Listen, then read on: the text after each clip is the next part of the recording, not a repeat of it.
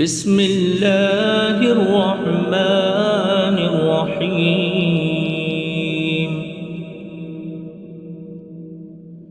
لم يكن الذين كفروا من أهل الكتاب والمشركين منفكين حتى تأتيهم البينة. رسول من الله يتلو صحفا مطهرة فيها كتب قيمة. وما تفرق الذين أوتوا الكتاب إلا من بعد ما جاءتهم البينة. وما أمروا إلا ليعبدوا الله مخلصين له الدين حنفاء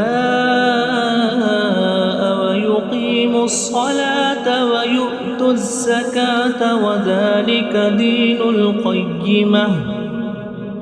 إن الذين كفروا من أهل الكتاب والمشركين في نار جهنم خالدين فيها أولئك هم شر البرية.